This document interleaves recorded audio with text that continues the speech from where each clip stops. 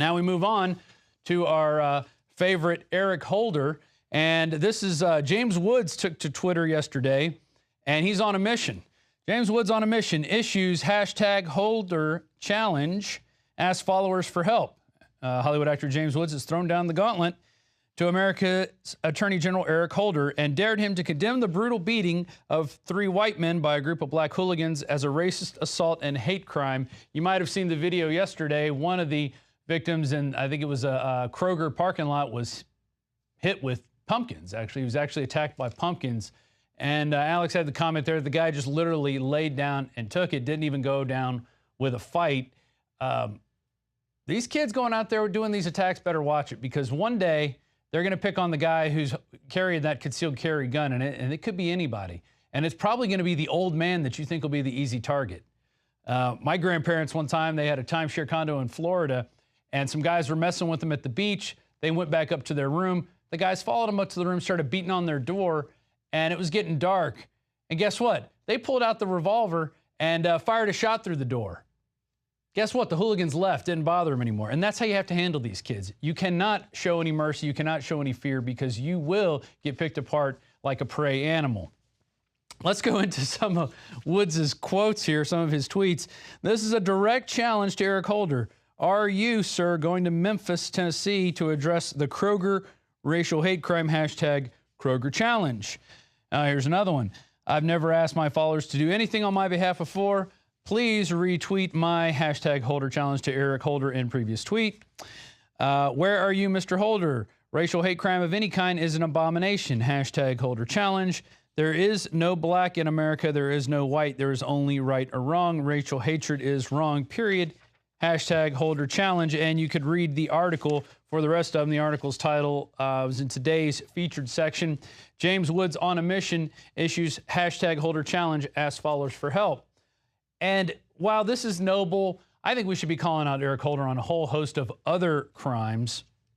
But going back to the racial issue, we have a clip from Alex Jones. This is a few months ago, talking about how Eric Holder thought everybody was against him and they're all racist because they actually want him to account for some of the things he was doing wrong. Here's that clip. Insanely, Eric Holder has come out and said it's basically racism that people are treating him with, quote, disrespect when he's ignored congressional subpoenas for 4 years. And he says no attorney general has ever been treated like this. I could dig up 3 today when I saw this clip in a few minutes online in the last 100 years that served prison time.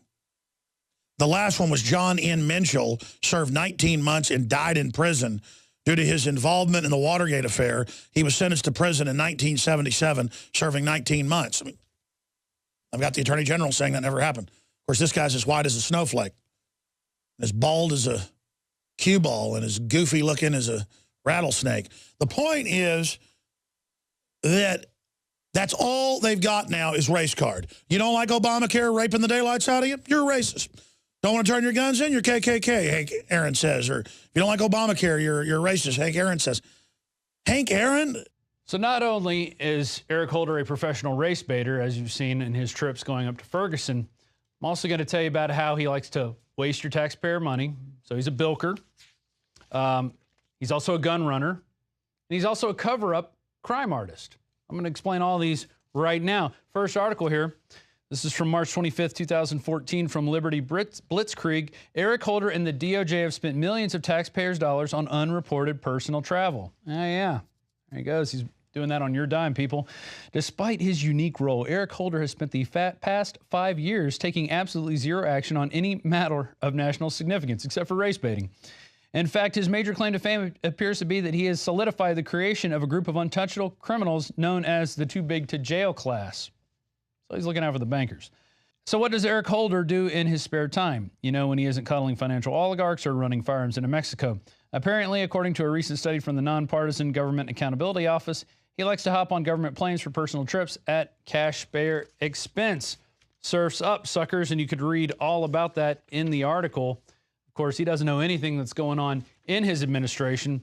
And back in 2011, CBS News reported, it's from Cheryl Atkinson, ATF Fast and Furious Attorney General was briefed in July 2010. New documents obtained by CBS News show Attorney General Eric Holder was sent briefings on the controversial Fast and Furious operation as far back as July 2010 that directly contradicts his lying statements to Congress. I added the lying in. On May 3rd, 2011, so almost a year to when he was told about this, Eric Holder told the Judiciary Committee he's not sure of the exact date, but I probably heard about Fast and Furious for the first time over the last few weeks. Wow. He doesn't know what's going on, but he's sure not stopping those guns. And then later, more memos came out that they were doing this to demonize the Second Amendment and go after your Second Amendment. But we're not done. Back in the 90s, there was this little thing called the Oklahoma City bombing. And at one point, Jesse Trinity's brother, Michael, was arrested, and they thought this guy looked like one of the people Timothy McVeigh was hanging out with, so they basically killed him in jail, even though he had nothing to do with the Oklahoma City bombing. Well, Eric Holder actually turns out was running a cover-up of that murder, because if people started probing into that murder, they were going to see what really happened. Here it is from 2008, Paul Joseph Watson and Alec Jones. Obama's Attorney General nominee had a role in OKC murder cover-up. Leaked DOJ memos shed new light on the role of Barack Obama's Attorney General nominee Eric Holder in the cover-up of the death of Kenneth Michael Trinidad, who was tortured to death by FBI agents after they confused him with one of Timothy McVeigh's accomplices in the Oklahoma City bombing. And the new twist in the story revolves around Trinidad obtaining leaked DOJ memos that indicate a flurry of activity around how to handle the cover-up of his brother's death. A key player in the cover-up was Eric Holder, who earlier in the week was named to be the nominee of the Attorney General. The Department of Justice memos, well, they're actually emails, and they're talking about Deputy Attorney General Eric Holder and what he was going to do to keep a lid on the story, said Trinidad, adding that the memos make it clear that an attempt to deflect press attention is the goal, along with claiming the investigation is ongoing in order to keep everything secret.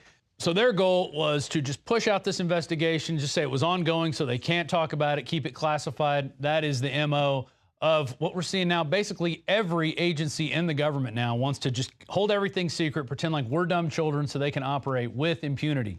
And that is what Eric Holder was doing in the case of Kenneth Michael Trinidad's death. Oh, I also forgot. He likes to brainwash people. In fact, we have a clip of him saying, hey, we're going to brainwash people about guns. And we'll go to that clip as we go to break, and we'll be back with more on Ebola. And what else do we have coming up? And a vice principal who was arrested for carrying a gun legally. That's what happens in the new America. You're a slave. Don't forget it. It's the InfoWars Nightly News.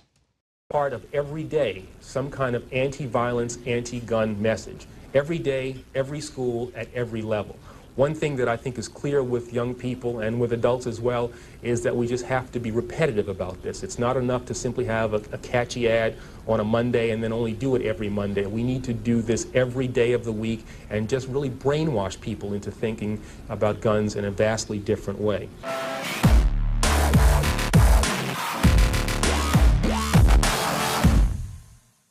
Celebrate the spirit of freedom and liberty upon which our nation was founded at InfoWarsShop.com. Molon Lave is ancient Greek for come and take it. This popular design combines both classic Greek Spartan imagery with modern M16 assault rifles. Now available in women's tees and proudly made in the USA. Celebrate the spirit of 1776 with the George Washington brass belt buckle or this incredibly sharp-looking 1776 hat. Badass. And be sure to check out the new arrivals at InfoWars Life, where you can prepare your body to perform at peak levels with Survival Shield Nascent Iodine, Super Male Vitality, and Fluoride Shield. And wake up, America. Immune Support Blend is the healthy choice for the gourmet coffee lover. So get incredibly high-quality, freedom-based products and help fund the revolution at InfoWarsShop.com.